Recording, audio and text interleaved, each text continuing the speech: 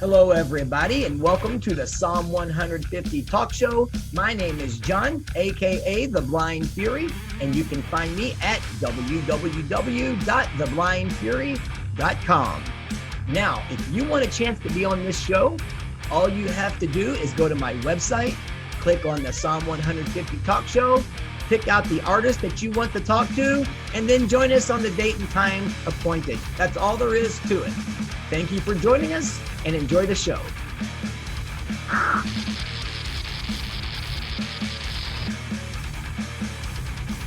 I retired, when I was 60 years old from full time.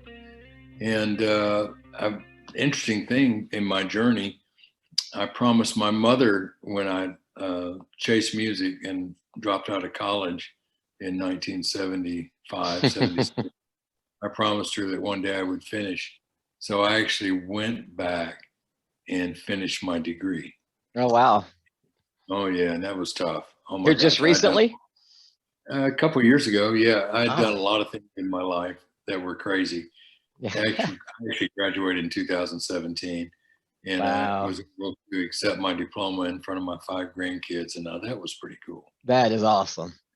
That was pretty cool. So you said you retired at 60. So that was what, 6 months ago?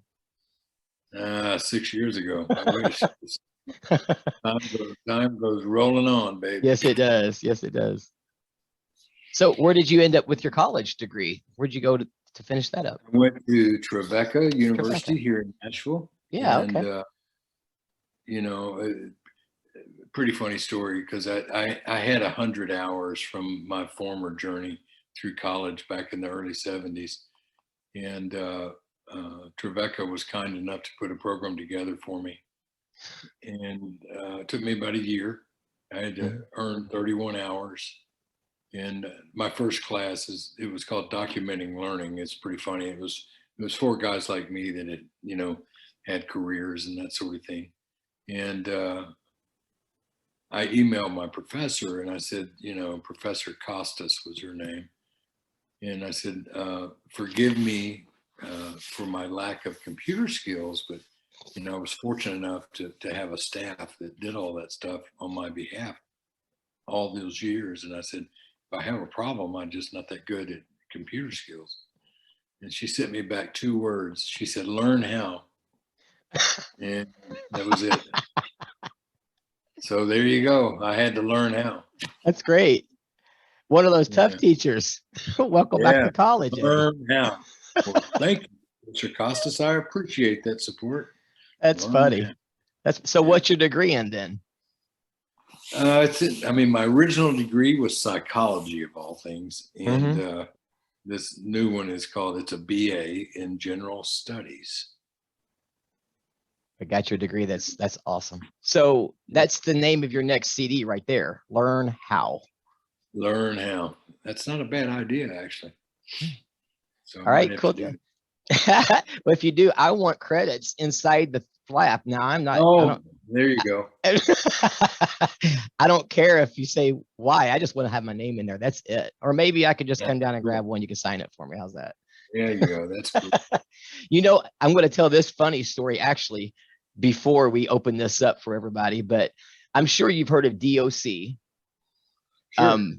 They changed their name to Nemasilla Park here recently. I've known those guys for a very long time. Well, when they were DOC, they were recording their 3rd CD at Starstone Records. And Alton gave me a call and he was like, hey man, he said, we have to come down and record a CD. Would you mind if we stayed at your house? I was like, sure, that doesn't bother me at all. Now, I don't know if you've ever met these guys in person, but they're some big dudes. I had a 2-bedroom apartment and those 3 guys were great. We went and played basketball. Anyway, it was intimidating. So we are sitting in the living room and I'm talking to the guys, and it was Kelvin specifically. And they were brainstorming what to name their CD, and they came up with Righteous Funk. And so I claimed that CD was named in my living room. And then I went down to watch them record a little bit, and Kelvin said, hey man, do you mind if I put your name in the credits of thank yous in the CD? I was like, no, that's cool. I appreciate that. And he did it. And I went and got the CD when it came out and I wasn't in there. Well, Can't do me like that, Eddie. You never know. He forgot all about you, John. That's my life story. So that's okay. No, those guys are great. I just saw them. I actually had them at my church not long ago. But anyway, so here's the way this works. I think I recognize most of the names in here. Just be respectful. Let the people talk and get your questions in, your comments in, jump in when you want. Just try not to interrupt, obviously, and just be respectful that there are other people in here too. But I think most everybody in here has been in here. They know how it works. So somebody jump in and ask Mr. DeGarmo a question or make a comment. All right. You got your mic there. You got your mic muted there, bro. Joseph, you need to unmute. Yeah, Unmute. Sorry about that. There you I've got a question for you. DeGarmo and Key was actually my second Christian concert ever, just following Petra and their More Power to You tour.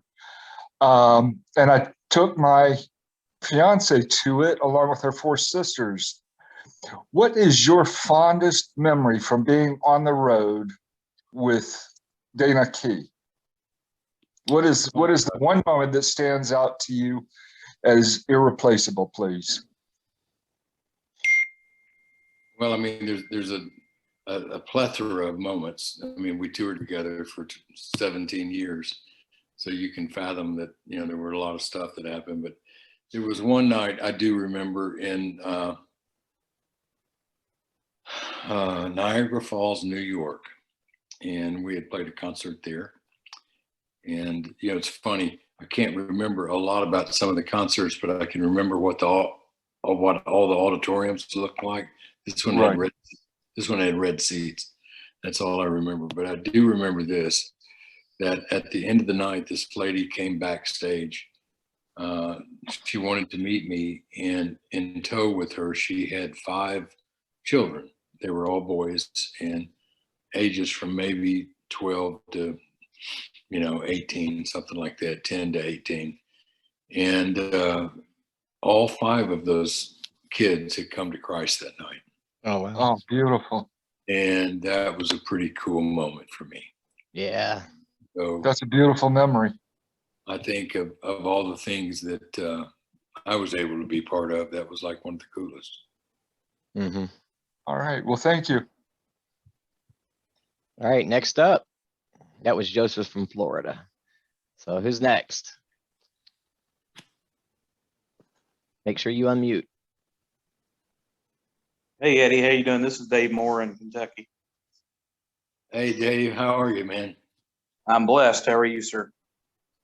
I feel the same way. What influenced you to go into Christian music? Because, you know, at that time, there wasn't a lot of bands out there doing the Christian scene. Well, I was almost 18 when I gave my life to Jesus. And that night, I was at an event in Memphis, Tennessee, and the guy that counseled me was a guitar player named Dallas Holm. Oh. I didn't know Dallas from Adam, but I asked him if I was going to have to quit my band, and he said, "Well, gosh, I don't know, but you got to be willing to," which I thought was pretty insightful for him to say. And over the course of the next 3 months, I ended up leaving that band, and it was a big deal because we were signed to a major record contract. We were just kids in Memphis. And so when I left that band, Dana Key, my friend, he had become a Christian in that period of time, from the time that I became a Christian till we left the band together. We just started writing songs that were reflective of our faith. We wanted to tell others about how God had impacted us, how he had changed us. I never even knew there was a Christian music industry that existed. In fact, at that time, there wasn't much of one.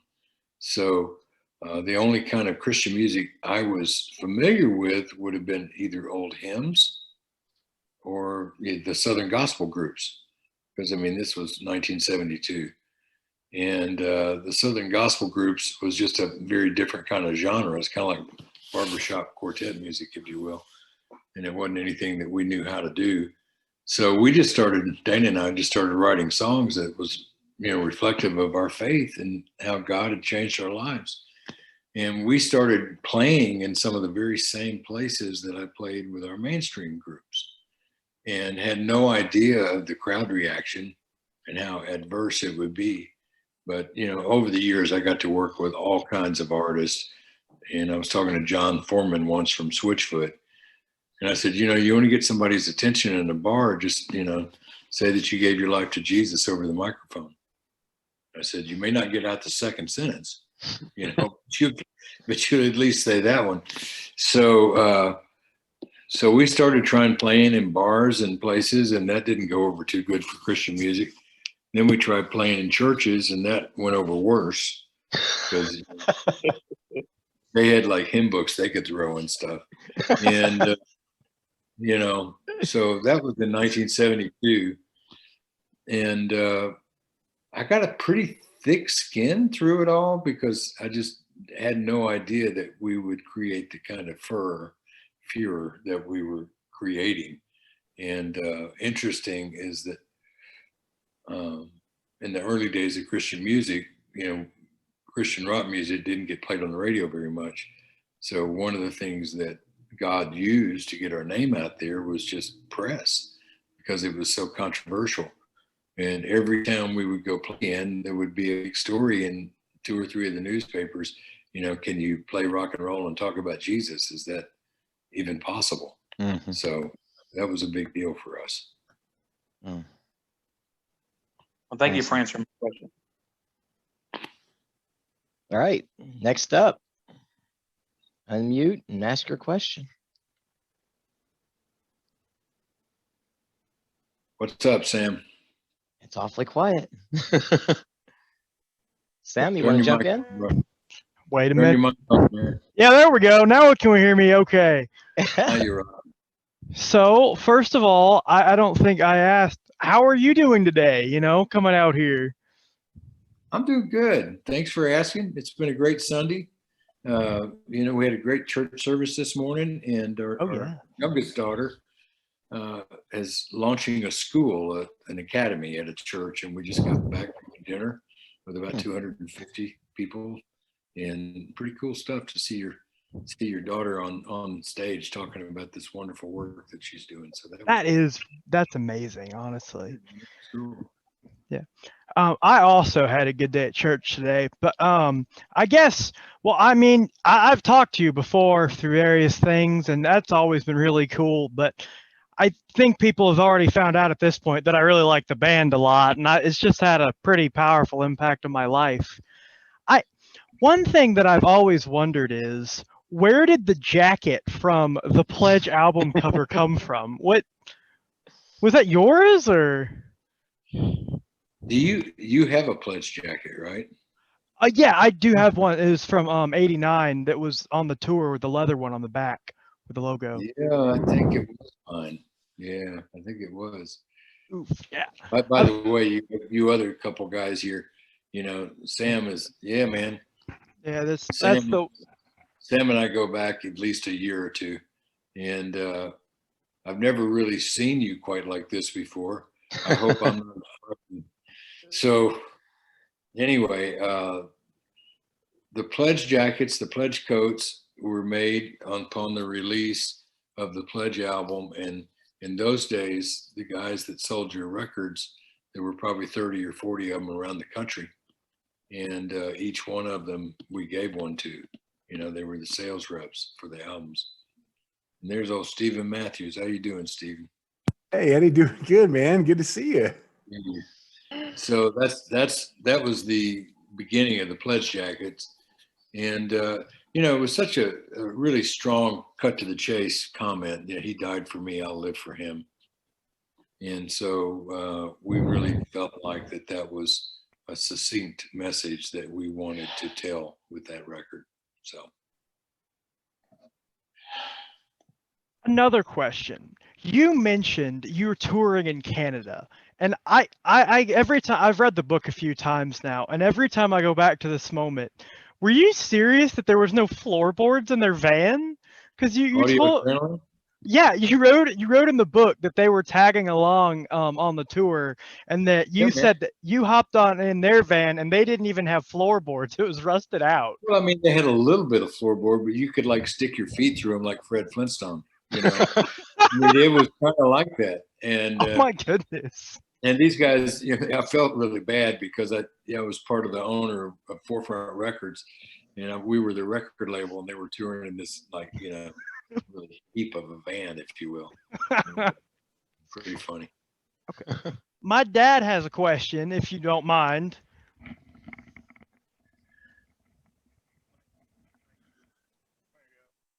What's up? Hello. Hey, man.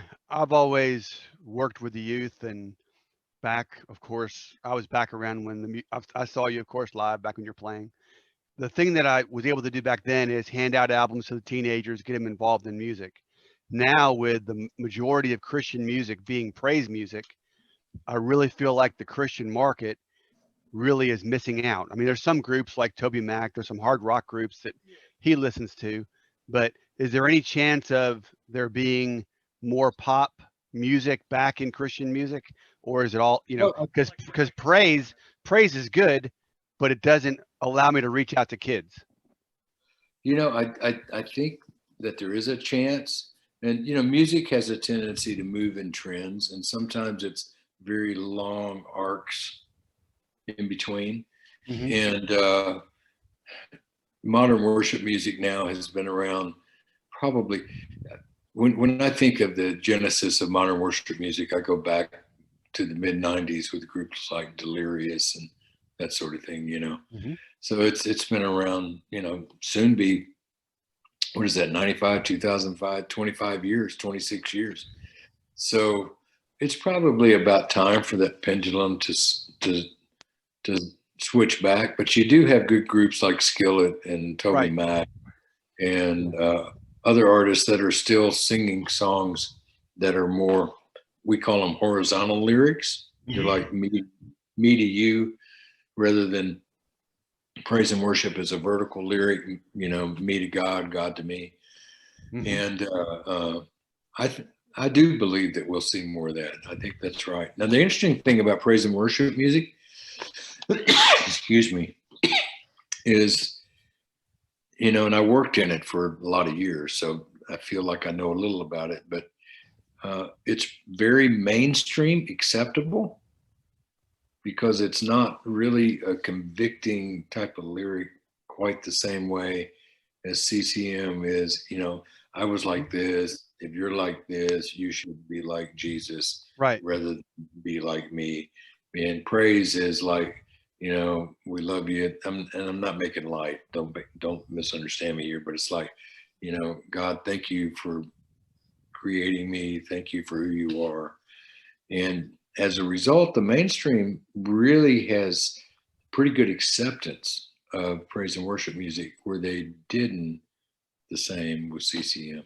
So Yeah, I've always teased Samuel that after he got his degree, that I'd like him to go down to Nashville and try to work with that contemporary Christian music scene and kind of revitalize it. But we'll see how life goes, what the Lord leads for him and what the Lord leads for musicians. Thank you very much.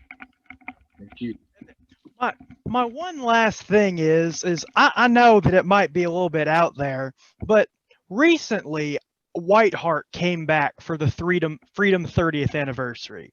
And I know that the entire DeGarmo and Key band is not fully able to be here. However, is there any chance of any type of show? I mean, you've got some amazing solo albums and whatnot. And Well, you know, we talked about it, and I just got contacted just this week about it from a record company wanting to re-release some of our earlier records on vinyl again. Get that oh, one, nice. you know? Yeah, so they're talking about that. I've got a And, bunch of those. asked me if I had any bonus tracks, any stuff that was never released. So I was up digging through my vaults. Some of that stuff, I see you guys high-fiving me and stuff, but man, there was a good reason some of that stuff wasn't released. So You're being modest, Eddie. You're just being modest. that's right. So we do have some stuff, and we, you know, I've got a bunch of live tapes just through the years. Some of them as simple as board mixes, and sound pretty good, really. So we're Well, that's still thinking awesome. about that.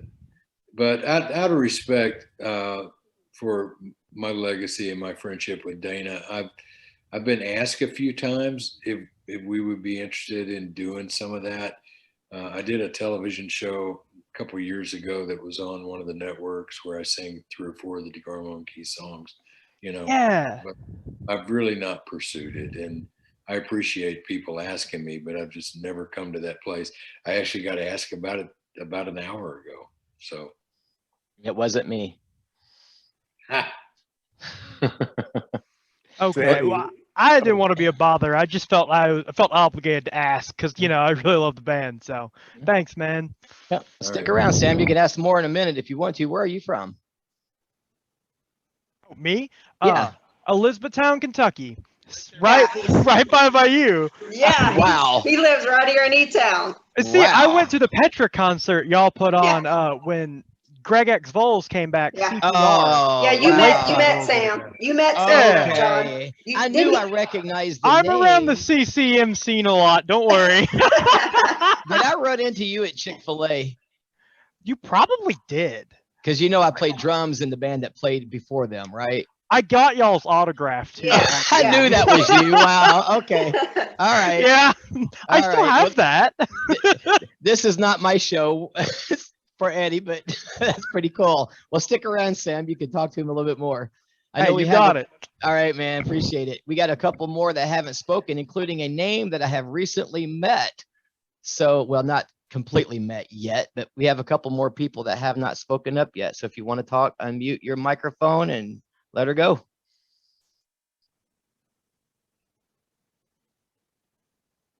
It gets really Come on, quiet when I Steve. say that. Steve, we're waiting for you. All right, man. I'll dive in. I want to give everyone else a chance first. So Eddie, I can't let you off the hook on what you just talked about. So the board mixes, the live recordings, that would be an awesome way to keep that, honor the legacy with Dana, because Dana's with you still on these recordings. Yeah, what's And- funny, he would kill me if he knew I was releasing those things. That's one way you can get a little jab on the side to him, man. But for real, what do you, realistically speaking, is that something that would we need to get behind you in a crowdfunder or GoFundMe? I mean, what do you think it would take to get that to be reality, to get those released, even digitally? Well, give me a little bit of time with this company that just contacted me this week, because they have asked me to search those vaults and they want to make some of that material available. And that may be an easy way to do it, because they could do it digitally and vinyl and CD. And so, CDs are kind of hard to come by these days because it's all gone to streaming pretty much, or vinyl. And I don't have a lot. I mean, one thing that I do have that's pretty interesting, and of course, these tapes haven't been played in forever. So it's going to be interesting to see if they even hold together, Yeah. I'll have to get somebody that knows that world to be super careful with all that stuff. Is I actually have the original demo tapes that went to Pat Boone and Larry Norman and the other ones that we were signed off of in the early days. Nice. And I was looking through that, and out of the 7 songs that are on that tape, I think only 3 of them ever made our albums, So there's some new material there. That would be fantastic. Hey, another question for you I have real quick. Over the years, and sometimes some of the videos I've been able to share with you from D&K shows, but Sure. And I think we've talked about this before in the past, but just refresh my memory. Do you happen to have any home recordings from that maybe the crew took or along throughout the years that would be considered bootleg, if you would, but coming from you, they obviously wouldn't be bootleg, but anything like from the Heated Up tour or anything that was such a great tour, and there's like no footage of it out there. Thank you. And I don't, I have boxes and boxes and boxes of D&K video, but it's all produced video, you know. I don't really have any bootleg stuff that happened impromptu at concerts. Okay.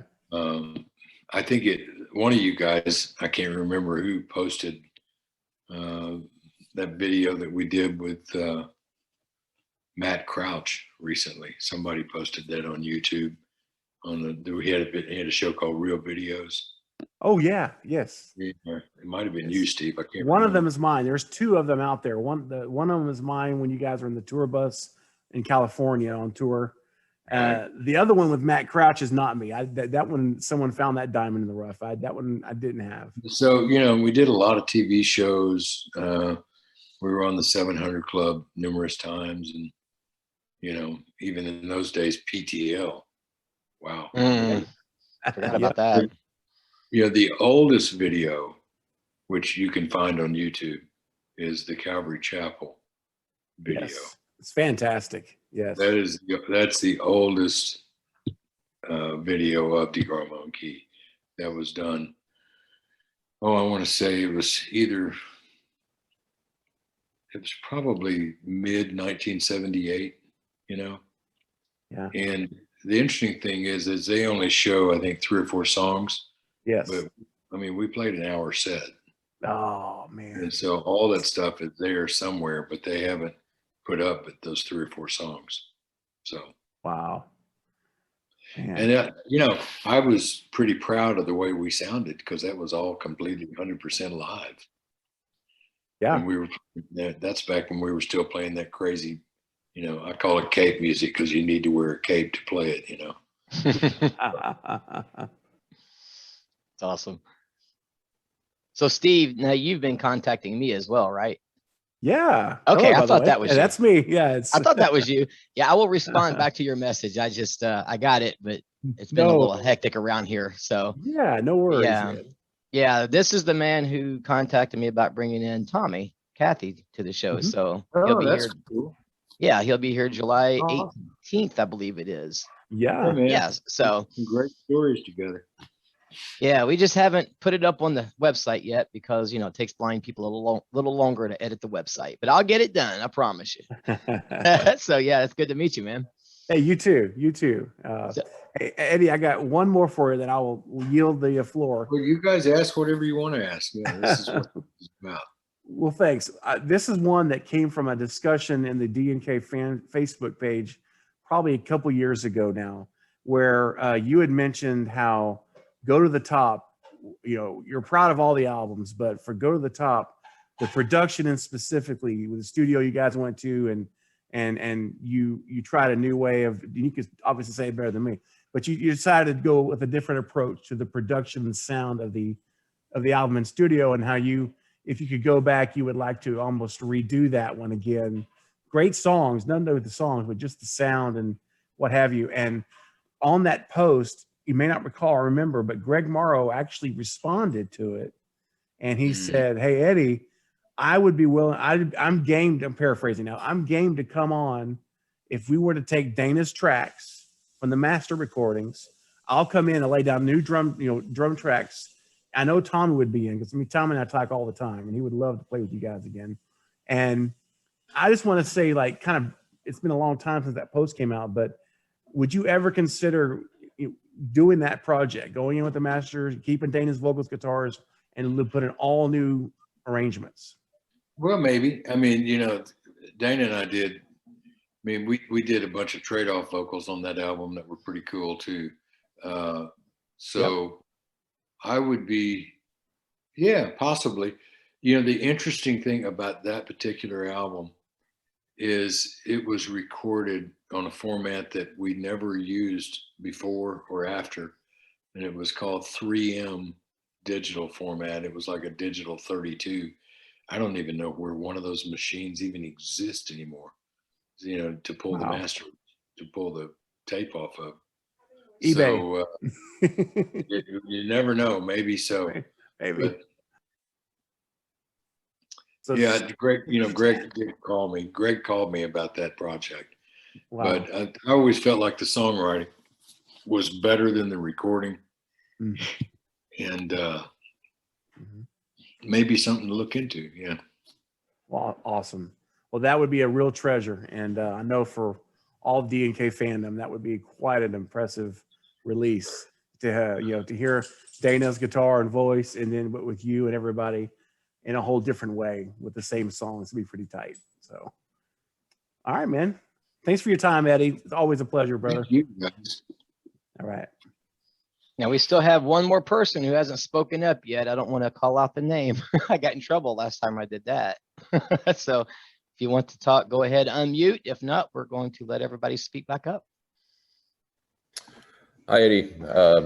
Just want to thank you for the contributions you've made to music and for the effect that it's had on my life. I just finished your biography, Rebel for God. My son's reading it right now. Also good friends of John Argo that you would know. But I'm curious, what music are you listening to now? Oh my gosh. That's a good one. That's a loaded question. I'm going to give myself well, I mean, I'm still a child of the 60s and 70s, so I feel like some of the classics. I mean, I listen to the Beatles, I listen to the Stones on the mainstream side, the stuff that I can get away with and still feel good about. But, and I like some of the keyboard bands of the 70s, like Yes and Emerson, Lake and Palmer, stuff like that. There's some pretty inventive music right now that's being put out by the Hillsong United group, for one.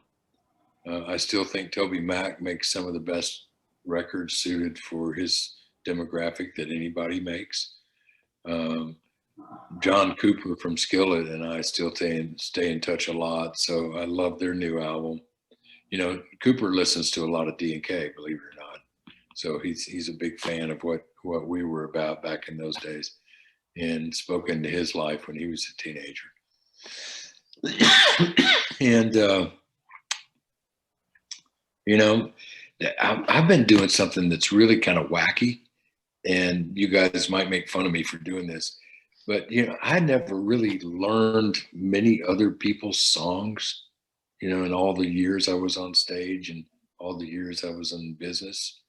For example, I led worship for the first time in my life about 6 months ago. I was scared to death, because my age group didn't do that.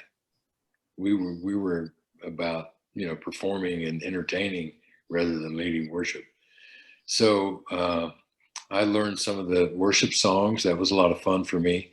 And I've gone back and learned a lot of classics that I just never, this week I learned You Got a Friend in Me by Randy Newman, which sounds pretty funny. It came from Toy Story, right? And it sounds really simple until you start copying Randy Newman's piano parts. It's not so simple. I sang at a wedding this week, and I learned Noel Paul Stuckey's The Wedding Song. I'd never learned that. I've learned a lot of Elton John songs this year, everything from Mona Lisa's and Mad Hatters to Leave On to Tiny Dancer. And I just never learned those songs, Billy Joel songs like New York State of Mind or, Just the Way You Are. And it's made me better. I should have done it a long time ago. I might have passed the audition. Okay, thanks very much. Where are you from, Dwight? Well, stranded in the U.S. For COVID right now, but I just spent the past 18 years in East Asia. Oh, wow. Yeah. Well, welcome to the show. Thank you. You're welcome. We do have a newcomer also that might want to speak up. You got to unmute there, PT. And I'm just listening right now. Okay. All right. Well, Lucas just showed up from Germany. Let me go let him in. I got him. I let him in. It's just taking a bit. Okay. All right. Yeah. Once. There he comes. He's in. Lucas, can you hear me? Oh, Lucas, can you hear me? It's connecting to audio. John. Okay. Eddie, this is a guy that he's been here a few times. He was here on one of the first shows I ever did. And he's from Germany. So I call him the Psalm 150 talk show mascot. So Lucas, can you hear us? Well, I tell you what, you Yeah, hang tight. he's still connecting. I think it Okay. takes a while. Yeah. Okay. Well, if somebody else wants to jump in really fast before Lucas connects, go ahead and take off. Well, I don't think anybody's asked this question. I've been in and out a little bit, but have you given your testimony of how you got saved yet? I haven't. All right. You want to give that a little bit? I mean, I can certainly give it if you guys want to hear it. Absolutely. Well, I grew up in a Christian family, and it was in the 50s and the 60s. And yes, I'm actually that old. And during the height of the Vietnam War, I had two brothers that were in the military, and one of them went to Vietnam, and one of them went to Germany. And the one that was in Germany was in the supply chain side of things, for the war effort. And he would write me letters about, staying off of drugs and trying to do the right thing, which when I tell you the rest of the story, you understand how bizarre all that was. But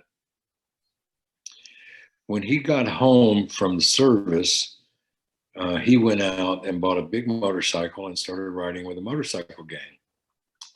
And, we didn't come from a uppity family, upper crust family or any of that. We were just like normal middle class kids, but we weren't biker kids either, so that was a big deal.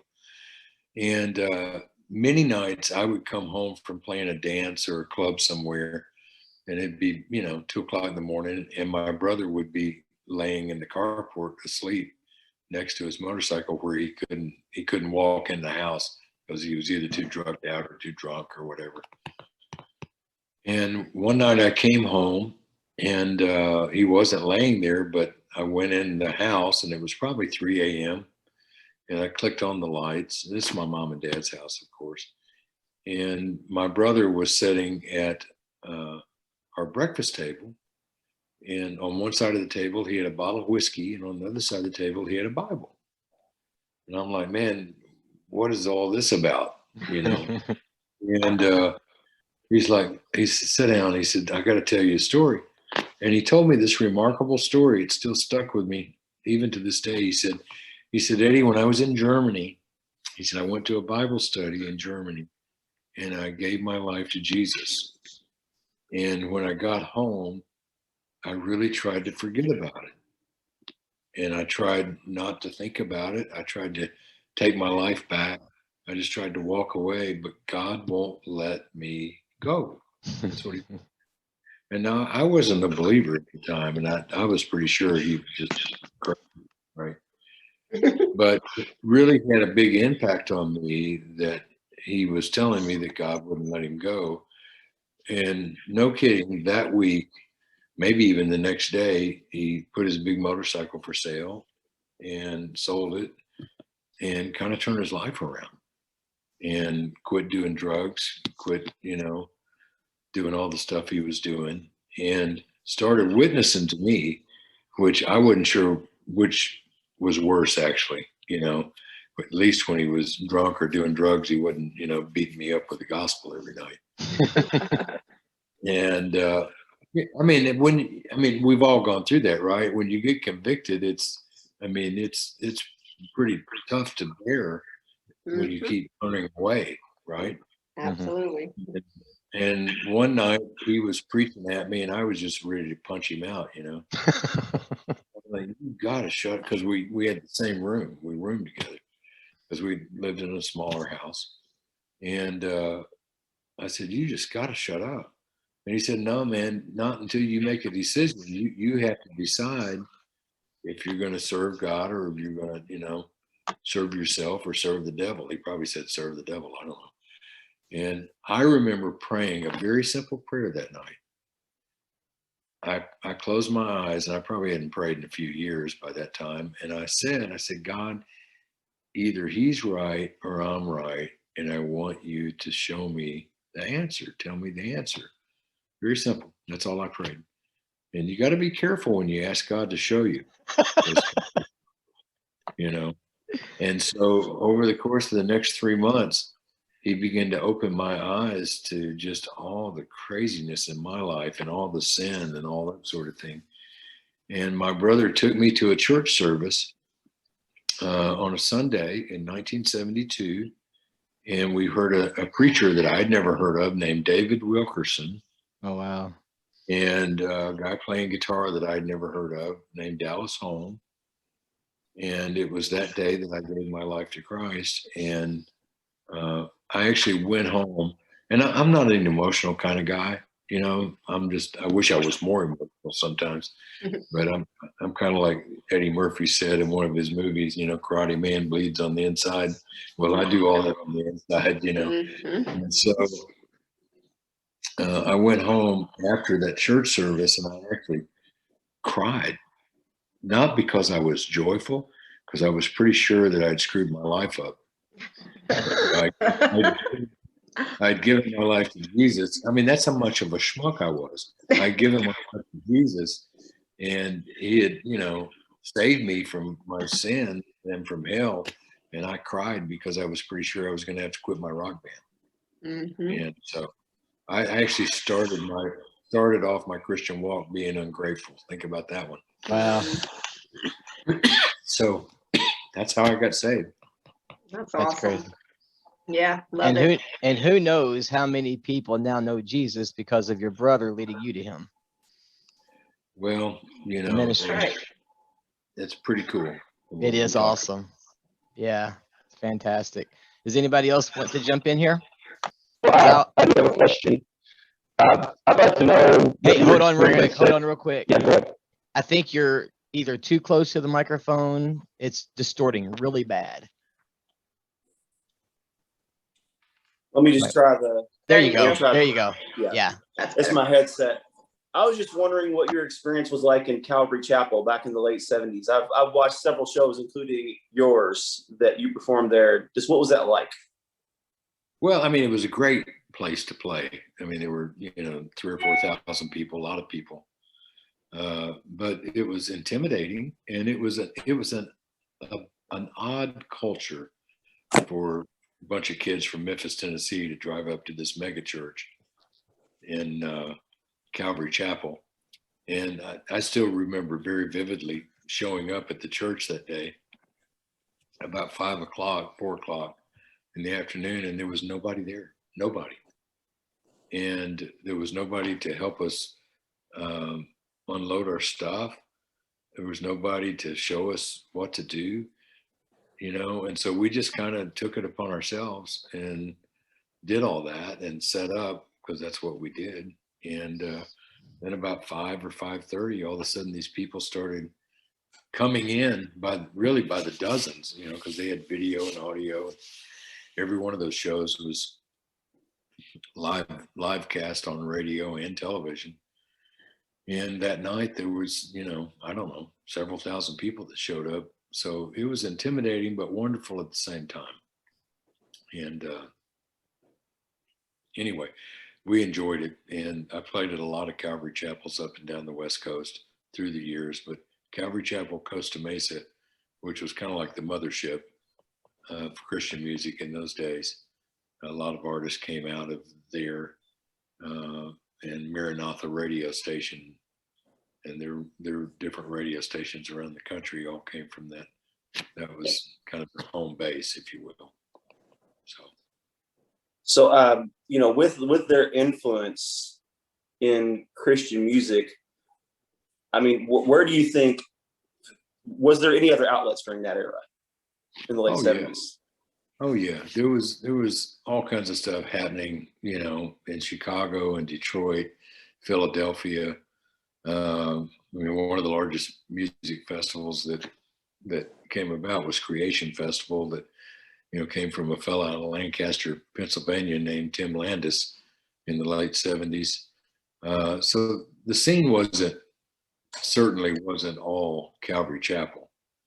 Now, interesting thing is, when we started playing Christian rock music in 1972 in Memphis, we didn't know about anybody else, you know. And then one summer day, this bunch of hippies showed up in this Dayglow bus, and set up and started playing in the park, and it was Resurrection Band, right, from Chicago. But I mean, we didn't know them, they didn't know us. I mean, obviously all pre-internet and, you know, pre-cell phone and pre all that communication. And we had to learn about those other artists. I still remember Dana bringing a Larry Norman record home. It was the one where he had his hand on top of his head like that. I think it was called Lonely Visiting This Planet. Yeah, I have that one. Yeah, Dana and I and another guy were living together in a 1-bedroom apartment. We had all our twin beds set up, kind of looked like an army barracks. And he brought home Larry Norman's album, and it just blew our minds. You know, we didn't have any clue that anybody was making that kind of music. That seems to be the consensus of several of the artists that John has brought on from that era, is they all kind of were pioneers and discovered each other later. We did. I mean, Petra was about a year before us. And I mean, we never knew about them or met them until our first or second album had come out. And we had played together in Los Angeles at Knott's Berry Farm and raced across the country to come back home and bet on breakfast, whoever made it to this particular truck stop first. So that's how we made friends with those guys. So I appreciate you answering my questions. No worries. Yeah, we had Glenn Kaiser on just 2 or 3 weeks ago, and he was entertaining. Glenn's always entertaining, man. Yeah, I'm telling you. Yeah. I've known him since he was about, I don't know, 20 years old. So, but I first met him in Memphis at Audubon Park, 1972, maybe 3, something like that. Well, his lifestyle is interesting. The way he lives, talking about, it seems like he said they live like in a kind of a shared, I don't know how he's explained it, but all I could picture was like an apartment, but it's like kind of one big room or something with a couple side rooms. I don't know. It was interesting to hear him. So, but anyway, well, he has a really cool lifestyle, and it's produced a lot of fruit, and he'll be the first to tell you that it's not for everybody. Oh yeah. Yeah. And he does Gurr records, right? He did back in the day. I don't know if they're still active or not, but they did. Yeah. Yeah. Okay. So we've had another new participant. So if you want to talk, go ahead and unmute. You can ask your question to Eddie. If not, we'll move on to let the other guys talk. Hello. Hey. Been a while, John. Good to see you again. Yeah. Now, are you north of here? North of where? Are you in Indiana? Iowa. Iowa. Okay. I was not close, but go ahead. Well, Eddie. that is north. It's just the other way north. Yeah. There you go. Certainly it's cold. It gets cold enough to be called the north in winter. Yeah. Yeah. Eddie, I don't actually man. have any real question. I just wanted to give you some really heartfelt thanks. I believe the first time I ever encountered what I call the big 80s synth was in middle school, and I stumbled across a cassette of the Rock Classic Collection, and I heard Addie, and the three chord walk down the chorus changed my life. In that moment, something just went wild and clicked. And well, I'm pretty sure it's your keys that did it. Something clicked in me and never went back. Also wanted to thank you for a keyboard solo I ripped off of you. and you guys, the stuff you did was maybe the first real influence in my own music. And it's just gorgeous. I come back to it. I keep coming back to it, and I go like, oh yeah, this is where it came from. So that's really all I've got, is just a great, big, huge, warm thank you.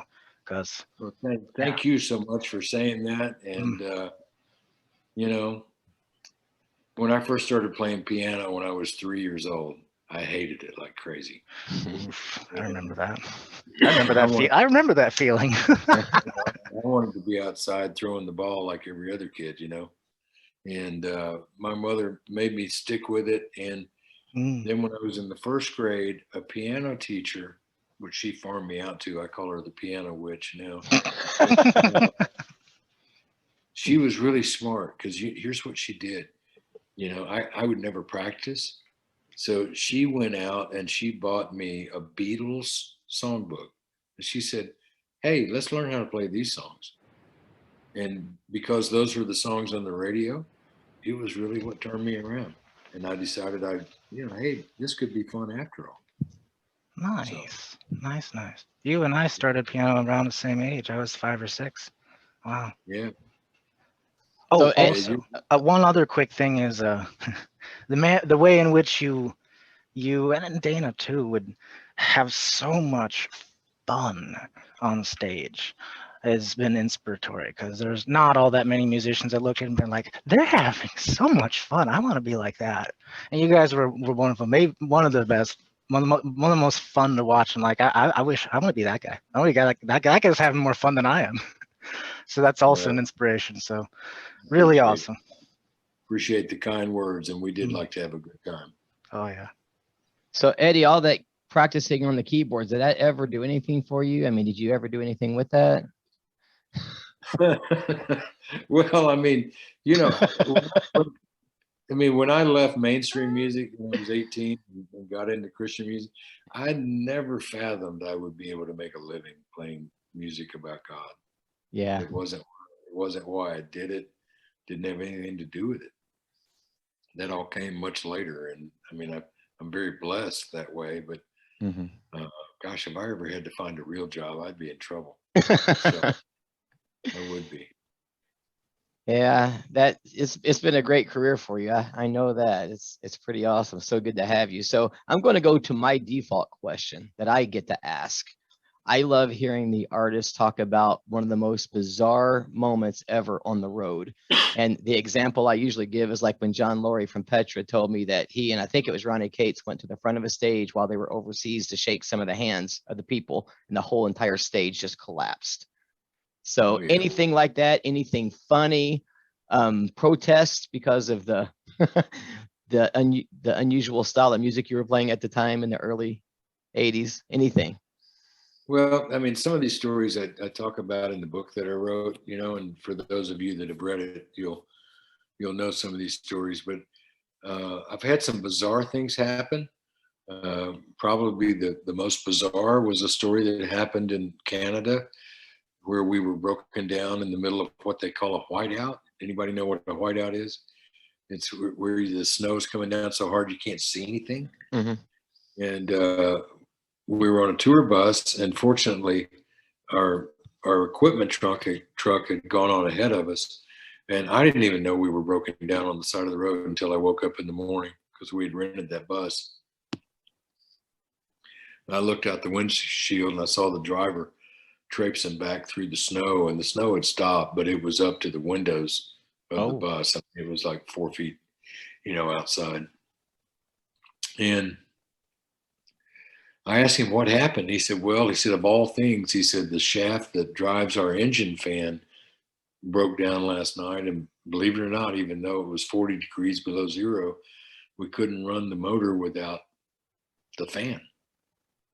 And he said, but there's a little restaurant about a mile up that I just trudged through, so my tracks are there, so we can get up there if you want to go. So I woke everybody up on the bus and said, we need to go figure out how we're going to get to the gig tonight, because we were still 300 miles from Regina, which is a city that's kind of right above, I guess it's above Minnesota, South Dakota, one of those. So we went to that little restaurant, and we had a road manager. And so they had a payphone because it was pre-cell phone, right? So we started calling everybody we could think of to either rent a car or rent a truck, or, we soon found out we were about 80 miles from the nearest town. So that wasn't an option really. And, 9 o'clock turned into 10 o'clock, turned into 11 o'clock. We tried to rent a helicopter. We tried to rent an airplane. And we had a sold out show. This is how long ago this was. Carmen was the opening act. No. And had a sold out show in Regina that night. And so we couldn't get there. We called all of our, agents and managers back in Nashville, and they couldn't figure out. And then it turned, 1 o'clock turned to 2 o'clock and turned to 3 o'clock. Well, anyway, I had to go to the restroom. And you know, for this particular business, I went into one of the stalls, right? And you know how people write on the walls in the restaurant, in the restroom? Well, there was a sign that was like, and you know, I don't mean to be graphic, but it was like, you know, for a good time, call Brenda, and had a phone number. And so I started thinking about it. And I said, well, I've tried everything else. What have I got to lose? So I wrote the phone number down, and I said, I'm going to call Brenda and see if she's got any ideas. So I went back out on the payphone, and I dialed the phone number, and the other end answered, and it was a guy. And he's like, hello. And I said, is Brenda there? And then I heard the most horrifying 3 words in the English language, to me anyway, is, this is she. And so, oh my gosh, what have I gotten into? So I said, look, man, I said, you don't know me from Adam, but I got your name off of the wall down here at so-and-so restaurant. And I said, we're a Christian group from Memphis, Tennessee, and we're up here and we're broken down. It snowed 4 feet last night, and we got a show in Regina tonight, which is 300 miles away. And he said, you know, I told him the whole story. And I said, have you got any ideas? And this is, you know, 2 o'clock, 2:30 in the afternoon by now. So 300 miles, you know, over, the Canadians know how to clear their roads, by the way. 300 miles over, you know, a blizzard road. I mean, the best we could get there was 7:30 or 8, right? We thought. And so I said, have you got any ideas how we could get there? And he's like, oh, I can take you. And I said, what? He said, oh yeah, I'm not doing anything. He said, I got a big car. I'll be by in a few minutes. So about 10 minutes later, this lumberjack looking guy walks through the front door, and he knows everybody in the restaurant. So the whole Brenda thing obviously was a joke, right? And so he loads us up in this big Oldsmobile. They don't even make them anymore. And literally drives 100 miles an hour. Oh my. And judging by his language, he was no angel. You know, or maybe whatever, but he got us to the show, and we did the concert, and he stayed for the whole thing. And when it was all over, I went up to him and, you know, said, you know, you don't know how much it means to me that you would do this for us. I mean, not knowing us. I mean, it'd be like somebody dropping by your house in Elizabethtown, Yeah. Sam, and ask you to drive them to Atlanta. You know? So he wouldn't even take gas money. He said, you know, I really needed this. He said, this was good for me to be. And so, yeah, that was one of my more interesting moments. Wow. There you have it. Now that's classic. That's an awesome story. That is classic. That is absolutely classic. All right. Anybody else want to jump in?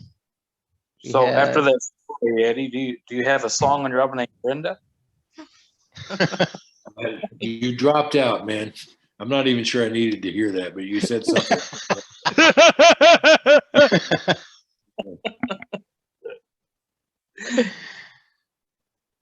Oh man. Did you really not hear the question, Eddie? I didn't. He asked. Go ahead, John. No, you go ahead. I said after that story, I said, did you actually have a song on your album named Brenda? No, I never. No. Maybe that's one I'll write before my time comes, but I've never written it yet. That's too frightening of a memory. Put it on the Learn How CD. There you go. I love that story. That's fantastic. All right, somebody else. We'll go about another 10, 15 minutes here. That made me laugh reading it in the book, but I was about crying laughing hearing it from you directly. It was so funny. Man, that's crazy. A big old guy saying he was Brenda. It was weird. See, I read that, like, believe it or not, the first time I read your book, it was during my lunch breaks when I was working at a cabinet factory. And so it was really funny because I'm the only like 18-year-old guy here. It's all these dudes are like 40, 50 years old, and they just see me pull out this book and they're like, what are you reading that's so funny over there? And I'm like, look, there's this rock star. His name is Eddie DeGarmo. was hilarious because I had all these dudes listening to my stories, well, your stories that I was telling them from the book, and we're all sitting there laughing at lunch, and it was hilarious because without that, I probably never would have talked to me. So, the local cabinet factory appreciates your stories. I can give you that much. There's a natural conclusion that comes from that, which is Eddie DeGarmo should do an audio book reading of his book and put Yeah. it online. Okay, that would be cool. I'd buy it. Holy yeah. There is an audio book. You can go to Audible and you can get it, but it's not me reading it. It's somebody else. He's pretty darn good it. though. He's pretty good. It's of your book? Yeah. Ooh, Yeah, isn't it? all right. I'll go check that out. Thank you. There you go. Eddie, by the time you're done with us tonight, you're going to have a whole lot more things to do. Oh, me. Anybody else want to speak up real quick? Hey, Eddie, it's Stephen again. Hey, I have a question I don't think I've ever asked you. It's a hypothetical, and there may not really be a way to answer it, but I thought I'd throw it out there real quick. After Go to the Top, when you guys decided to kind of return, quote, to that more to the roots sound, more of the rock sound again, with Heat It Up. And even though I know it's pretty balanced still, but still you guys, recorded live in the studio, and instead of doing the multi-tracks, you guys play at the same time and all that. Well, then you end your career as far as studio albums with what I always tell everyone is the hardest D&K album ever, which is To Extremes, with everything tuned down, much heavier, grungier feel.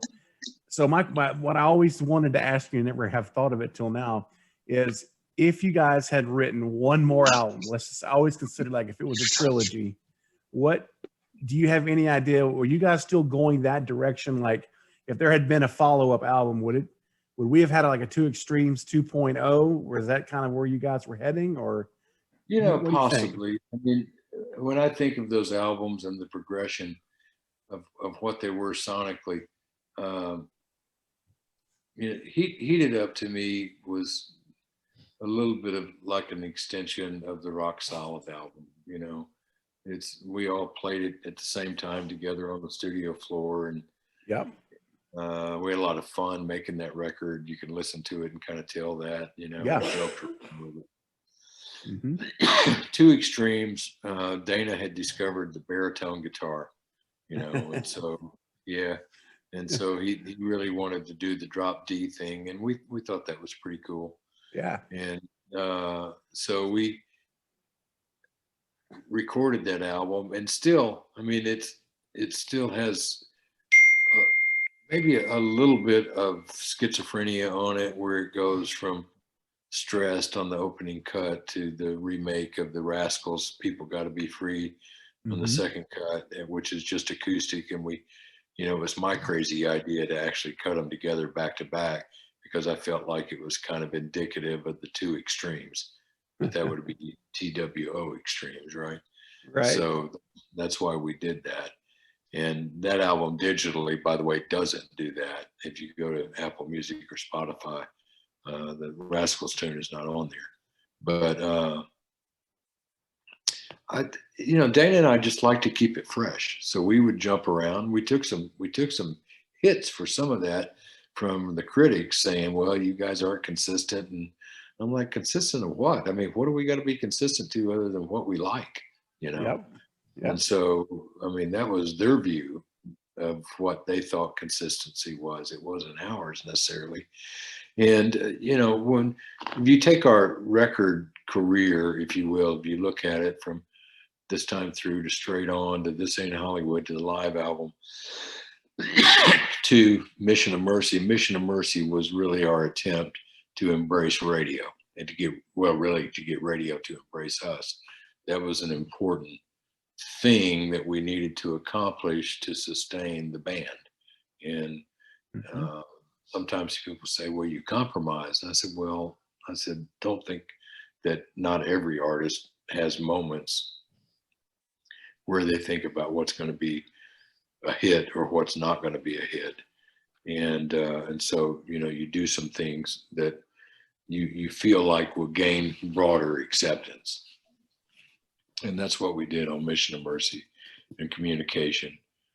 And then Sozo was a little bit of a turn back to the rock, and then, you know, we just let it all hang out with Streetlight. So, Yep. but it was, you know, it was just what we wanted to do.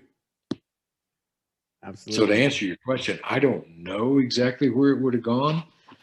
I mean, we like to keep the audience on pins and needles. So, you know, I don't know, maybe we'd have done a Southern gospel album or something. I don't know.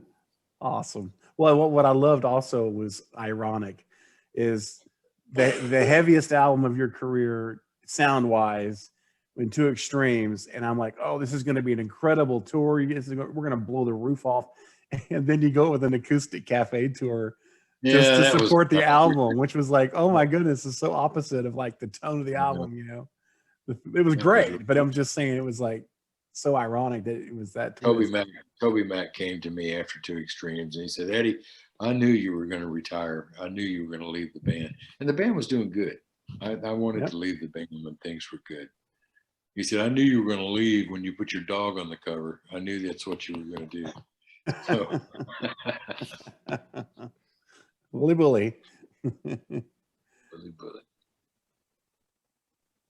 All right, guys, hold up. One last thing. Wait, was that actually your dog?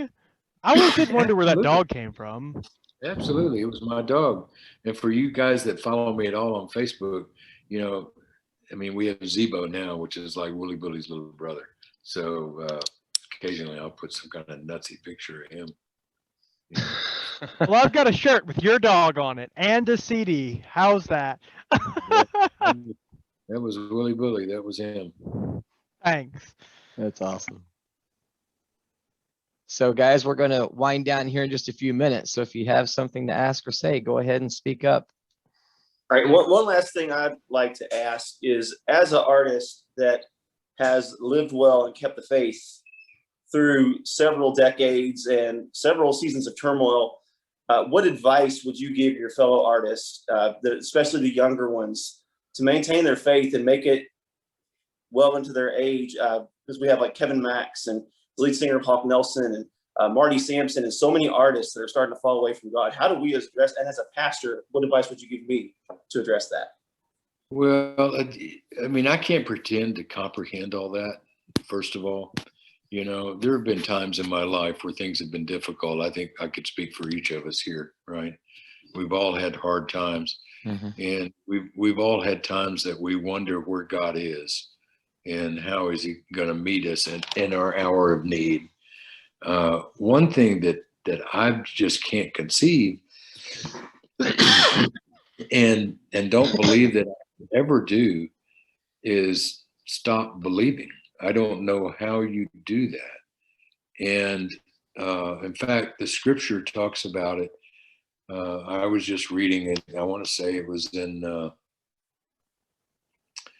it might have been Hebrews Hebrews 6 is the one that says, well, you can't really fall away and then, put Jesus back on the cross again. And there's been a lot of controversy about that verse. Some people say, well, then you can fall away. To me, the way I read that verse is you can't fall away. You can't fall away and re-crucify Jesus. That's like a misnomer. It's like an impossibility, because once we're his and once we're sealed with the Holy Spirit, you can't really go that way. So if you go back to 1 Peter, it talks about people that walk away from Christ, that they left us, but they were really never of us. Amen. And look, man, I am the last person that wants to be judgmental. That's not what I'm trying to do here.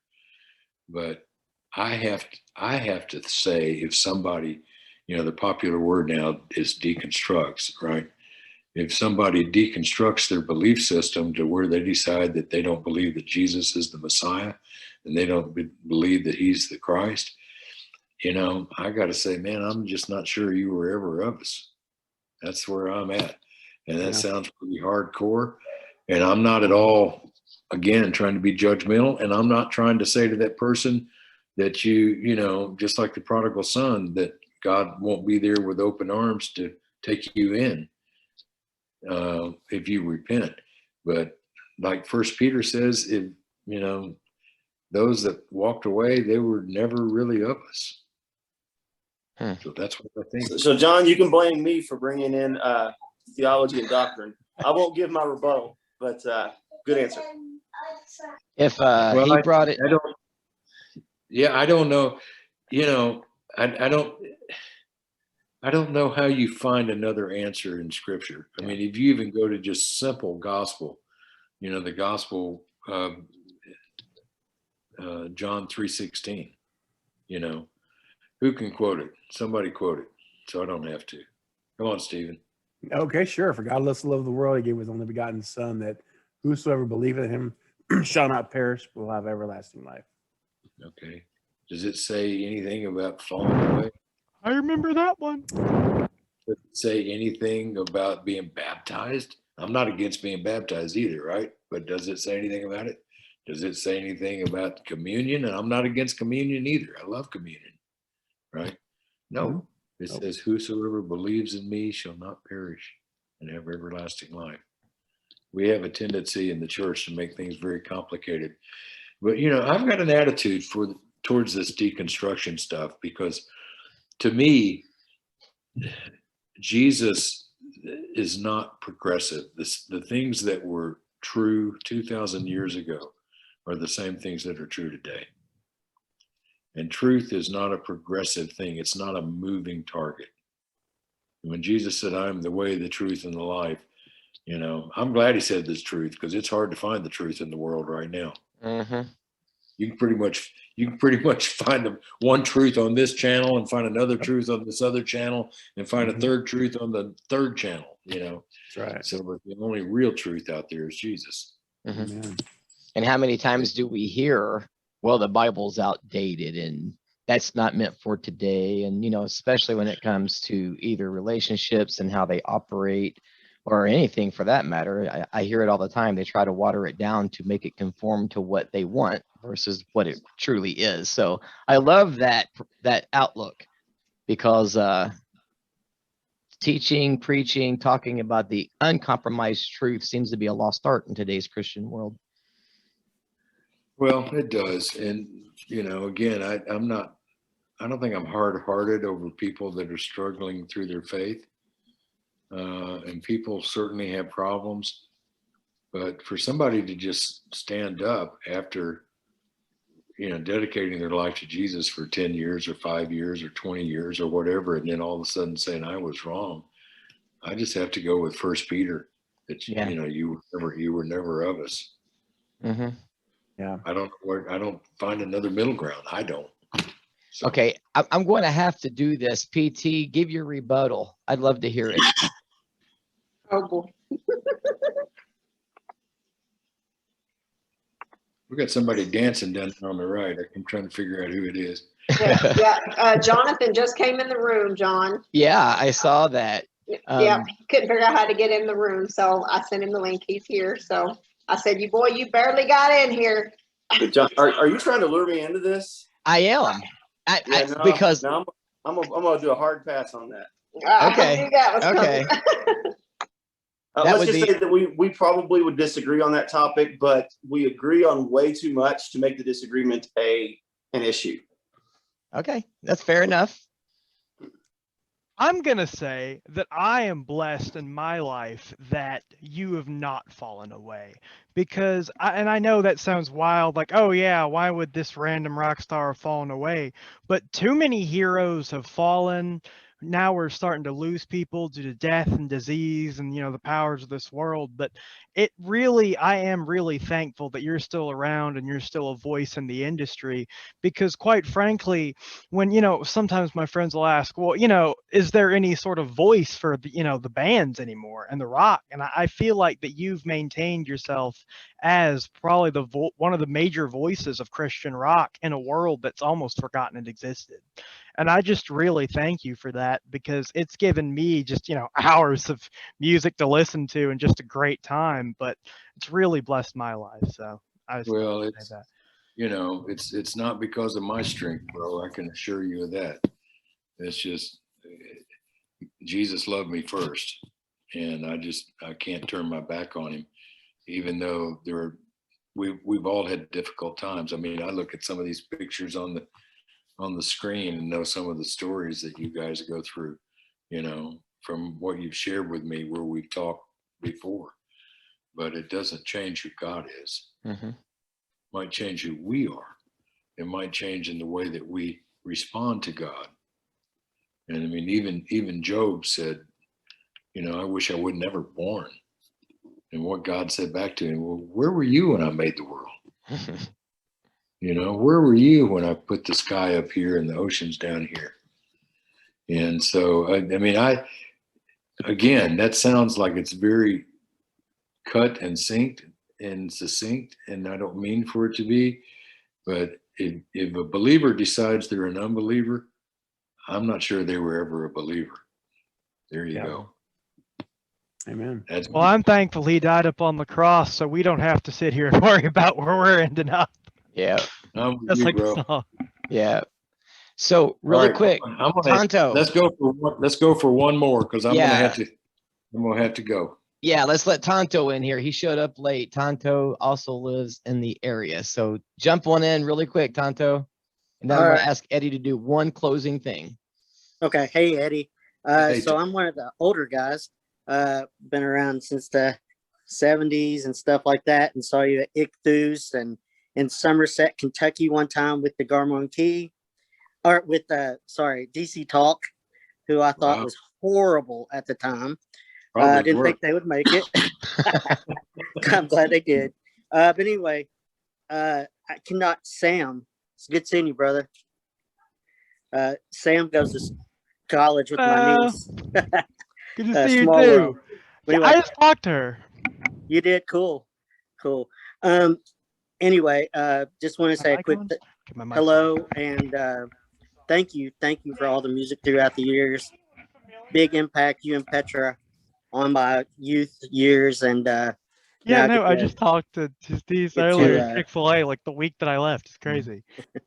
But thank you so much, Eddie, John, Tanya, everybody. It's so good seeing you. I have to go. All right, man. I've got to go get my daughter again from church. Yeah. All right, man. Thanks for dropping in. Thank you, guys. Good to meet you, nice to meet you, Eddie. That's Tonto's MO. Show up, say something, get out. So be late, leave. Not a bad way to roll. So Eddie, as we close this out, I think it would be really cool if you shared with us a very memorable Dana Key moment where he either touched somebody's life or just anything as just in memory of Dana Key, since you were with him for so long, and kind of give us a behind the scenes look at him. Well, Dana, I mean, not only were we friends, we were like brothers. I mean, we met each other in the first grade and pretty much fought like brothers through all of elementary and high school, but Dana had a unbelievable heart for God and loved to know that he was making a difference in this world, and felt very strongly. A story I tell, it's in my book again, but it's one of the more touching moments. We were playing in Los Angeles after Streetlight had been released, and we had a hit song on the radio called Every Moment, which was being worked at that time by Capitol Records, and their whole team was coming to see us play. And so I went to Dana before the show and I said, man, I said, if we give an altar call tonight, it's going to freak these people out. And I said, I want you to know that I stand with what our decision is. We've always given altar calls, but I think it's probably going to, put a nail in the head of our mainstream career here if we do that here. And I remember Dana looking at me and saying, well, I just couldn't face myself if I didn't do that. And I said, well, I agree. I just want you to know that that's probably going to happen. So we gave an altar call, and sure enough, some people got saved that night. And the very next day, Capitol Records dropped us like, a Led Zeppelin, like the Hindenburg. So it was over, but that was okay. That's what that's what was meant to be. That's awesome. I appreciate you sharing that. So, well, Eddie, it's been fantastic having you. I appreciate you taking time out and joining us here and chatting with everybody. So I hope it blessed you as much as it did us. All right. Well, good to see you guys. All of you look a little tired, so get some sleep tonight.